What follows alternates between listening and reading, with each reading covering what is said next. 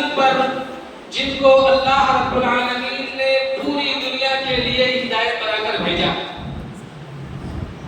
معزز سامعین کرام، اللہ رب العالمین کے فضل و کرم سے آج ہم نے قرآن کریم کا 14واں پارہ سماعت کیا، جس کے پہلی ہی آیت میں اللہ رب العالمین اس چیز کو بیان کر رہا ہے کہ اے پیارے پیغمبر محمد رسول اللہ صلی اللہ علیہ وسلم، یقیناً ایسا وقت ضرور آئے گا جب کافر یا پھر وہ لوگ جو اسلامی شریعت کی خلاف ورزی کرتے ہیں وہ یہ آرزو کریں گے کہ کاش ہم مسلمان ہوتے یا پھر ہم اسلام کے مطیع اور فرما بردار ہوتے۔ قرآن کریم کے 14ویں پارے کی پہلی ہی آیت میں اللہ رب العالمین بیان فرماتا ہے ربما یود الذین کفروا لو کانوا مسلمین، کہ یقیناً ایسا وقت آنے والا ہے، ایسا وقت آ کر کے رہے گا، یہ ایسا وقت ضرور آئے گا جب کافر یہ آرزو کریں گے کہ کاش ہم مسلمان ہوتے۔ اس آیت کریمہ کے کئی مفہوم بیان کیے جاتے ہیں کہ یہ آرزو کون کرے گا اور کب کرے گا۔ بعض مفسرین کا یہ کہنا ہے کہ موت کے وقت جب کفار اور کافر فرشتوں کو دیکھیں گے، وہ فرشتے انتہائی ڈراؤنے شکل میں ہوں گے، وہ فرشتے اس کافر سے کہیں گے کہ چلو ایک ایسی آگ کی طرف جس کے ایندھن انسان اور پتھر ہے، وہ فرشتے اس انسان کو جہنم کی بشارت سنائیں گے۔ تب پھر وہ کافر اس وقت آرزو کریں گے لو کانوا مسلمین، کاش ہم مسلمان ہوتے تو ہمیں جہنم کی بشارت نہ سنائی جاتی۔ یا پھر بعض مفسرین کہتے ہیں کہ اس سے مراد وہ لوگ ہیں جو قیامت کے دن جب اللہ رب العالمین تمام لوگوں کا فیصلہ کرے گا، کافر دیکھیں گے کہ مومن اور مسلمان جنت میں جا رہے ہیں ایمان لانے کی وجہ سے، اور منافق اور کافر جہنم میں جا رہے ہیں، تب وہ یہ آرزو کریں گے لو کانوا مسلمین، کاش ہم مسلمان ہوتے تو ہم بھی مسلمانوں کے ساتھ جنت میں جاتے۔ اور بعض لوگ اس آیت کریمہ کا ظاہری مفہوم لیتے ہیں اور کہتے ہیں کہ یہاں کفر سے مراد اسلامی شریعت کی خلاف ورزی ہے، اور مسلمان ہونے سے مراد اسلام کا مطیع اور فرما بردار ہونا ہے۔ یعنی جب تک قیامت کا دن ہوگا، میدان محشر قائم ہوگا، میزان قائم ہوگا، اللہ رب العالمین تمام لوگوں کے نام اعمال کو تولے گا، اور پھر اللہ رب العالمین تمام لوگوں کے نام اعمال ان کے ہاتھوں میں دے گا۔ کچھ لوگوں کے نام اعمال اللہ رب العالمین ان کے داہنے ہاتھ میں دے گا، اور کچھ لوگوں کے نام اعمال اللہ رب العالمین ان کے بائیں ہاتھ میں دے گا۔ جن لوگوں کے نام اعمال اللہ رب العالمین داہنے ہاتھ میں دے گا وہ جنت میں جائیں گے، اور جن لوگوں کے نام اعمال اللہ رب العالمین بائیں ہاتھ میں دے گا وہ جہنم میں جائیں گے۔ جب یہ فیصلہ ہو جائے گا کہ جن کے نام اعمال داہنے ہاتھ میں دیے جائیں گے وہ دنیا میں اپنی زندگی اسلامی شریعت کے مطابق گزارنے والے ہوں گے، اور جن لوگوں کے نام اعمال ان کے بائیں ہاتھ میں دیے جائیں گے وہ دنیا میں اپنی زندگی اسلام کے خلاف ورزی کرنے والوں میں ہوں گے۔ تو جب اسلام کے خلاف ورزی کی صورت میں ایسے لوگ جہنم میں داخل کیے جائیں گے، جہنم میں ڈالے جائیں گے، یا پھر جہنم کی طرف ان کو ہانکا جائے گا، ڈھکیلا جائے گا، تو پھر وہ لوگ یہ آرزو کریں گے لو کانوا مسلمین، کاش ہم دنیا میں اسلام کے مطیع اور فرما بردار ہوتے، کاش ہم دنیا میں اپنی زندگی اسلام کے مطابق گزارے ہوتے تو آج ہمیں جہنم میں تک نہ داخل ہونا پڑتا۔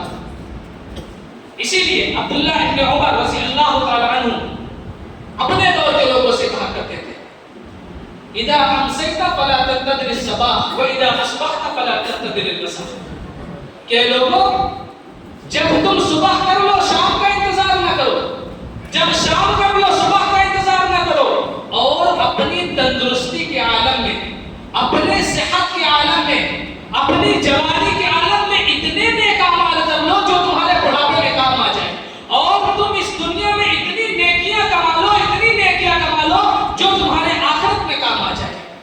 کیوں؟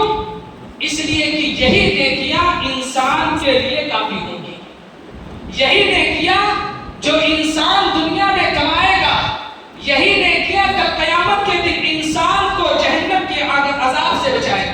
اس لیے اے لوگوں، یہ زندگی جس میں ہم اور آپ جی رہے ہیں، یہ زندگی رب کی عطا کردہ زندگی ہے۔ اس زندگی میں رب کے لیے بھی کچھ کیا جائے، اس زندگی کو محض کھیل کود کا سامان نہ بنایا جائے۔ ایسا نہ ہو کہ ہم دنیا کی زندگی کو سب کچھ سمجھ لیں۔ یہ زندگی جس میں ہم اور آپ سانس لے رہے ہیں، کل قیامت کے دن اللہ رب العالمین ہم سے اور آپ سے اس زندگی کے بارے میں سوال کرے گا۔ اللہ کے نبی صلی اللہ علیہ وسلم نے ارشاد فرمایا، لا يهز قدم ابن آدم یوم القیامہ حتی یسأل عن خمس، کہ قیامت کے دن ابن آدم کے قدم اپنی جگہ سے ہل بھی نہ سکیں گے، دس سے مس نہیں ہو پائیں گے، جب تک کہ اللہ رب العالمین ان سے 5 چیزوں کے تعلق سے سوال نہ کر لیں۔ قیامت کے دن ہم سے بھی سوال ہوگا، قیامت کے دن آپ سے بھی سوال ہوگا۔ اللہ رب العالمین پوری دنیا انسانیت سے قیامت کے دن 5 چیزوں کے تعلق سے سوال کرے گا، جن میں سب سے پہلا سوال اللہ رب العالمین کرے گا عن عمرہ فیما افنا، اے میرے بندے بتا تو نے اپنی زندگی کہاں گزاری ہے؟ تو نے اپنی زندگی اللہ رب العالمین کی عبادت میں گزاری ہے یا دنیا کی محبت میں گزاری ہے؟ تو نے اپنی زندگی اللہ رب العالمین کی رضا کو حاصل کرنے کے لیے گزاری ہے یا پھر اللہ رب العالمین کو ناراض کرنے میں گزاری ہے؟ وَأَنْ شَبَابِهِ فِيمَا أَبْلَاهُ، نوجوان ساتھیوں، آج اللہ رب العالمین نے ہمیں جوانی دے رکھی ہے۔ اس جوانی کے تعلق سے اللہ رب العالمین کل قیامت کے دن سوال کرے گا۔ یہ جوانی اللہ کی نعمت ہے، اس نعمت کو سمجھو۔ اللہ رب العالمین اس جوانی کے تعلق سے سوال کرے گا، وَأَنْ شَبَابِهِ فِيمَا أَبْلَاهُ، اللہ بندے سے پوچھے گا کہ اے میرے بندے، میں نے تجھے جوانی عطا کی تھی، تو نے یہ جوانی کہاں پر گزاری ہے؟ دنیا کے لیے گزاری ہے یا اللہ کے لیے گزاری ہے؟ تو نے اپنی جوانی اللہ رب العالمین کی عبادت اور اطاعت میں گزاری ہے یا پھر دنیا کی محبت میں گزاری ہے؟ وَعَنْ مَالِهِ مِنْ أَيْنَ اكْتَسَبَهُ وَفِيمَا أَنْفَقَهُ، ہر چیز کے تعلق سے ایک سوال ہوگا، لیکن اللہ رب العالمین مال کے تعلق سے 2 سوال ہوگا۔ پہلا سوال کرے گا کہ تو نے مال کہاں سے کمایا، حلال طریقے سے یا حرام طریقے سے؟ یہاں سے کامیاب ہو گئے تو اللہ سوال کرے گا کہ کہاں پر خرچ کیا، حلال جگہ پر خرچ کیا یا حرام جگہ پر خرچ کیا؟ اس لیے مال کو کمانے کے لیے جتنا احتیاط کمانا ضروری ہے، اس سے زیادہ ضروری ہے کہ اس کو صحیح جگہوں پر خرچ کیا جائے، حلال کاموں میں خرچ کیا جائے، نہیں تو یہ مال کل قیامت کے دن ہمارے لیے وبال جان بن جائے گا۔ وَمَا عَمِلَ فِيمَا عَلِمَ، اور جو کچھ جانتے تھے اس پر کتنا عمل کیا ہے۔ قیامت کے دن اللہ رب العالمین ہم تمام لوگوں سے یہ سوال کرے گا۔